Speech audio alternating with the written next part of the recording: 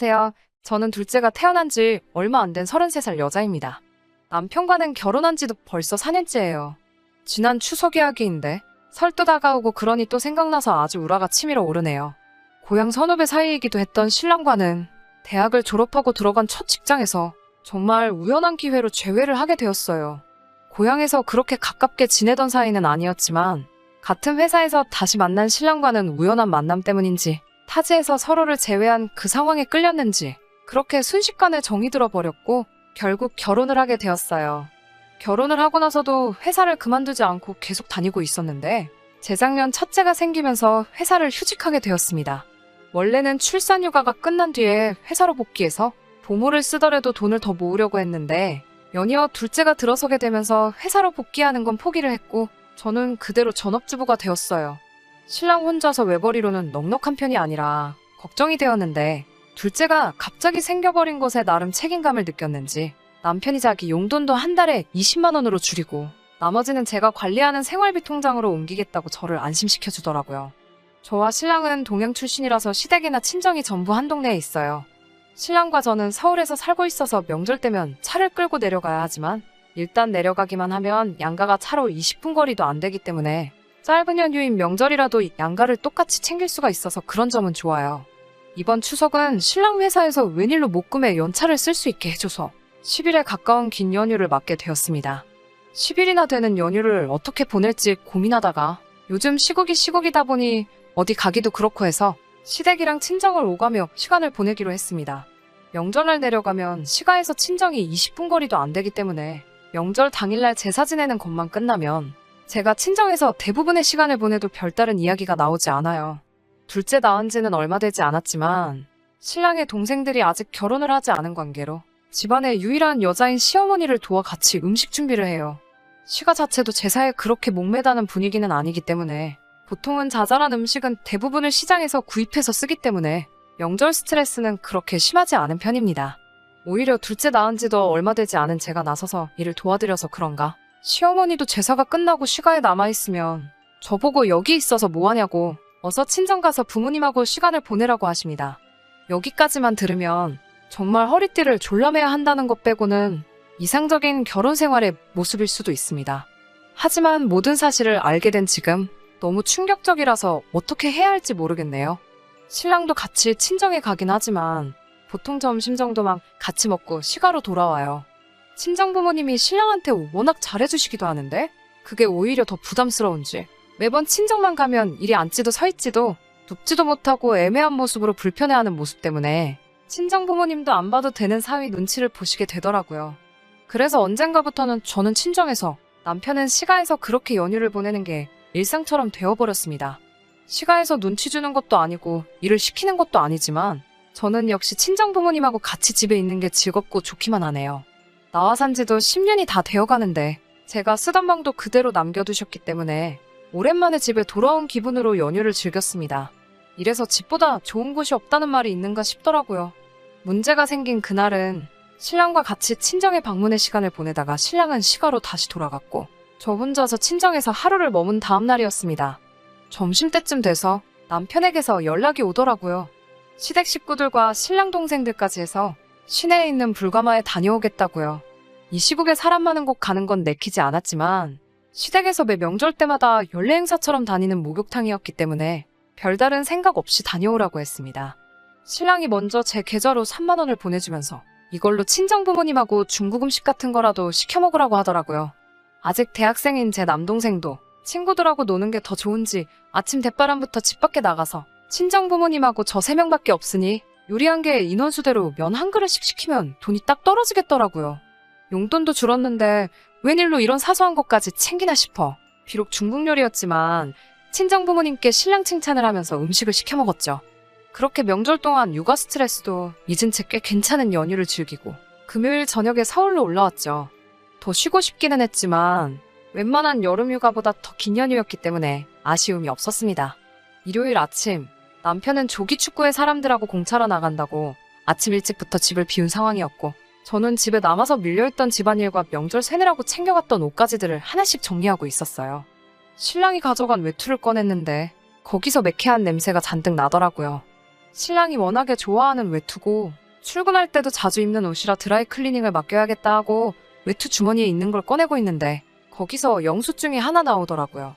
영수증에 찍힌 금액은 무려 68만 원이었습니다. 영수증에 찍혀있는 남편의 카드 뒷번호가 보이더라고요. 잘못 봤나 싶어 몇 번을 눈을 씻고 봐도 신랑의 카드가 분명하더군요. 날짜는 시댁 식구들과 불가마에 간다며 친정 부모님 짜장면 시켜준 그날이었습니다. 시댁과 친정 근처 시내에서 약간 떨어진 곳에 그 지역 사는 분들이라면 모르는 사람이 없는 유명한 한우집이 있어요. 고향 동네에선 유명한 곳이라 저도 아는 데였지만 워낙 비싼 곳이라 한 번도 가본 적이 없습니다. 툭불 한우 전문점이고 100g에 3만 원이 넘는 가격 때문에 갈 생각조차 해본 적이 없는 그런 곳이에요. 명절날 내려갈 때마다 그 식당을 지나가기 때문에 그때마다 신랑한테 그냥 저런 데서 한번 고기 먹어봤으면 싶다고 몇 번이나 이야기까지 했던 가게입니다. 신랑도 그럴 때마다 여유가 생기면 저런 데 못 가볼 것도 없자 하면서 언젠가 꼭 한 번은 가기로 했던 그곳이었어요. 고깃집 가지고 뭘 그러냐는 분들도 계시겠지만 모자란 생활비 때문에 허리띠 졸라맨다고 겨우 먹던 게 마트에서 삼겹살 행사할 때 아니면 무한리필집 가서 먹는 게 전부였기 때문에 더 억울하더라고요. 하지만 무엇보다 억울했던 건 언젠가 둘이 같이 가서 저런 데서 한번 꼭 먹어보자고 약속한 그런 곳에 저만 쏙 빼놓고 시댁 식구들만 데리고 가서 먹었다는 사실보다도 마누라랑 장인장모 식사는 짜장면으로 퉁치고 굳이 그 사실을 숨긴 채로 시댁 식구들만 데리고 가서 먹었다는 게 너무 서운했습니다. 신랑이 용돈 아껴서 자기 부모한테 좋은 거 사주는 게 뭐가 문제냐 하는 분들도 계실 테지만 그러기엔 이해가 안 가는 점이 너무 많았어요. 둘째가 생기면서 제가 강요한 적도 없는데 신랑이 자기 용돈을 줄여가면서까지 생활비 통장을 따로 만들어줬고 그렇게 용돈을 줄이고 나서도 신랑은 이따금씩 경조사비, 조기축구회 회비, 교통비가 모자라다 등등 이런 자잘한 이유들로 용돈이 모자란다며 생활비 통장에서 용돈을 추가적으로 가져간 적이 너무 자주 있었거든요. 그러던 사람이 돈이 어디서 나가지고 한우집에서 70만 원을 쓰고 왔는지 생각하고 있는데 갑자기 안 좋은 촉이 들더라고요. 조기축구회가 끝나고 어디서 또 한 잔을 걸치고 왔는지 술 냄새 펄펄 풍기면서 들어온 신랑에게 영수증에 관한 건 일부러 물어보지 않았어요. 그리고 다음날 신랑이 출근했을 때 전화기를 들었어요. 저도 신랑과 같은 회사를 다녔던 데다가 총무과에 있었기 때문에 아직도 몇몇 직원들하고는 연락을 하고 지냅니다. 원래는 이렇게 하면 안 되는 건 알지만 너무나도 참을 수 없어서 격리과에 친하게 지내던 후배에게 전화를 걸었습니다. 이러이러한 사정 때문이니 꼭 좀 부탁한다 했더니 후배가 곤란해하면서도 지급 내역을 이야기해주더라고요. 정말 충격적이었습니다. 신랑은 비밀통장을 만들어서 제가 알고 있는 신랑의 고정금료를 제외한 나머지 돈들은 전부 비밀통장으로 받도록 해놨더라고요. 곧바로 신랑이 비밀통장을 만든 은행으로 전화를 했습니다. 하지만 은행에서 돌아온 답변은 알려줄 수 없다였어요. 부부인데도 안 되는 거냐 했더니 계좌주인 신랑이 본인이 통장을 개설한 지점에서 본인이 직접 방문해 요청하지 않는 이상 그 어떤 조회 업무도 할 수 없다고 안내해 주더라고요. 그날 저녁이 되어서야 퇴근하고 돌아온 신랑 앞에 그 고깃집 영수증을 들이밀었죠. 이게 뭐냐고 조용히 물어봤는데 신랑이 안색이 바뀌더군요. 친정에 짜장면 사주고 너는 그 고기가 목구멍으로 넘어가더냐고 한마디 했더니 대번에 부모님이 고기가 좀 먹고 싶다길래 그동안 용돈 모아둔 걸로 사드린 건데 자식이 부모 고기 좀 사줄 수 있지. 그게 뭐가 잘못된 거냐고. 그런 거 가지고 화를 내냐며 오히려 저에게 화를 내더라고요. 그러면서 하는 말이 자기 용돈을 빼고 나머지 돈을 생활비라고 저한테 다 주는데 그러면 너도 생활비 아껴서 친정 부모님 데리고 가서 고기를 사드리면 되는걸. 제가 돈 아까워서 제 부모한테 효도 못한 걸 왜 자기한테 화를 푸느냐고요. 씻고 나와서 고기가 땡겨서 다녀온 건데 먹는 것까지 일일이 저한테 전부 허락을 받아야 하냐면서 말이죠. 차라리 거기서 저에게 사과를 했다면 다음번 명절 때는 우리 부모님 모시고 가서 한 번 더 먹자고 저를 달래주기라도 했다면 남자가 사회생활 하는데 비상금 통장 정도는 운영할 수 있겠거니 생각하고 그냥 넘어갈까 했는데 적반하장으로 나오는 신랑의 모습에 저도 남편의 비밀 계좌 이야기를 하지 않을 수 없었습니다. 무슨 은행에 몰래 만든 계좌는 어떻게 설명할 건데? 라고 단도직입적으로 말을 꺼냈더니 그때부터는 신랑의 얼굴이 아주 사색이 돼서 말도 제대로 잊지를 못하더군요. 용돈도 너가 줄인 거고 모자란 만큼 생활비에서 돈도 더 빼가 쓰고 있으면서 비밀 계좌까지 만든 이유가 뭐냐 묻는 말에는 아무 대답도 못하더군요. 끝끝내 아무런 대답을 못하고 있는 신랑에게 내일 보자고 이야기하고 그날은 아이방에다가 이불 깔아놓고 잤습니다. 다음날 아침 신랑의 출근길을 동행했습니다. 오랜만에 다니던 회사 근처에 가니 둘째 아이가 생기면서 계획대로 되지는 않았지만 이것 때문에 제가 제 경력까지 포기한 결과가 있건가 싶어서 오만 가지 생각이 다 들었어요. 회사 다닐 때 자주 가던 근처 카페로 가서 나는 여기서 기다리고 있을 테니 점심시간 맞춰서 나오라고 말했습니다. 점심시간에 맞춰 나온 신랑을 데리고 같이 은행으로 갔습니다. 신랑이 동행한 상태였으니 아무것도 안내해줄 수 없다던 은행은 결국 제 앞에 신랑의 비밀계좌 내역을 계좌를 개설한 시점부터 전부 뽑아다가 가져다 줬습니다. 너무나도 충격적이었어요. 저와 결혼을 한 그 시점부터 신랑은 저 몰래 월급을 제외한 다른 모든 것들을 받는 비밀계좌를 개설해서 가지고 있었던 거예요. 통장 내역은 더욱 더 가관이었습니다. 몇십만 원짜리 술집에 다녀온 것부터 어디다 썼는지 현금 인출도 한 번에 몇십만 원씩 엄청나게 많이 했고 시가에도 저 모르게 1년에 두어 번씩은 몇백씩 보낸 기록까지 싹 다 나오더군요. 친정에는 생신날과 어버이날에 한 분당 10만 원씩 해서 보내던 게 전부였는데 아끼고 아껴서 살림살이 나아지면 금액을 올리자고 하던 말이 제가 집에서 애 보는 동안 둘이 같이 아껴서 잘 살아보자고 해오던 말들이 여태껏 전부 거짓부렁이었다는 걸 알고 나니 그 자리에서 더 이상 화도 나지가 않더라고요. 집으로 돌아가 어떻게 해야 하는 건가 고민을 엄청 많이 했어요. 아직 말도 못하는 둘째가 울고 있어 업어가며 달래고 있는데 그 와중에 저도 눈물이 마구 나더라고요. 퇴근하고 돌아온 신랑은 제 앞에 아무 말도 하지 못하고 제 눈치만 보고 있었습니다. 어떻게 하고 싶냐는 말에 아무 대답도 못하고 있는 모습을 보니 화낼 기운도 나지 않았어요. 일단 신랑의 비밀 계좌는 해지해버렸습니다. 신랑의 용돈도 없애버렸고 모든 돈을 제 통장으로 들어오게 바꾸어버렸어요. 물론 남자가 사회생활 하는데 돈이 필요하다는 부분은 저도 이해를 하기 때문에 돈이 필요할 때마다 저한테 미리 액수를 알려 허락을 받고 제가 한번 살펴본 뒤에 그때그때 제가 보내주는 걸로 합의를 봤습니다. 그건 너무하지 않냐는 신랑의 반응에 너가 그동안 사회생활 한답시고 몰래 결제한 술집들이 대체 뭐하는 곳인지 인터넷에 한번 찾아봐도 되겠냐고 물었더니 그 말에 곧바로 쥐죽은 듯이 조용해지더군요. 시가에는 그동안 비밀계좌에서 보낸 금액만큼의 용돈이 친정에 갈 때까지 앞으로는 일절 한 푼도 보내거나 쓰지 않기로 했습니다. 대충 계산해봐도 신랑이 시가에 용돈 보내는 건 매번 보내던 액수로만 계산해보면 앞으로 12년은 시가로 어떤 명목으로든지 돈 보낼 일은 없어졌네요. 그리고 다가오는 구정 때 시댁에 가서 시부모님 보는 앞에서 짜장면 한 그릇씩 시켜놓고 음식이 도착하자마자 친정 식구들 투프라노 사주러 간다고 말하고 무안을 잔뜩 준 뒤에 나오기로 했습니다.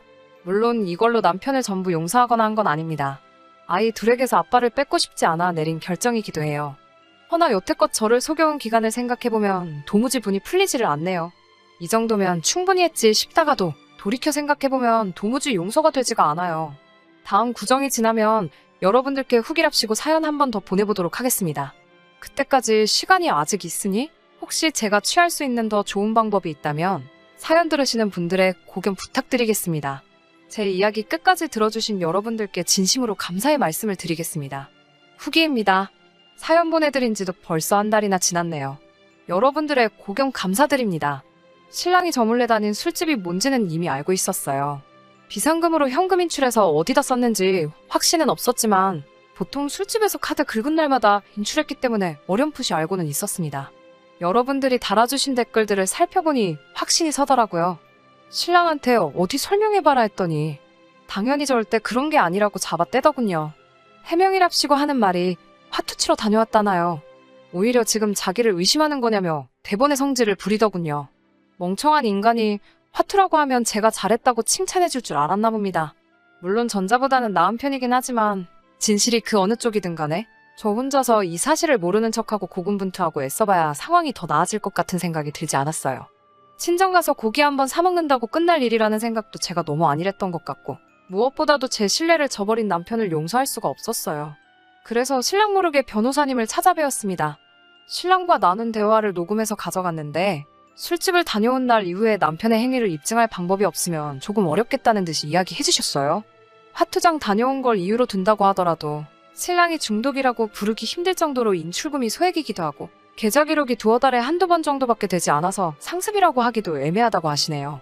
협의 이혼을 하라는데 그렇게 되면 위자료가 문제가 될 거라고 하시더라고요.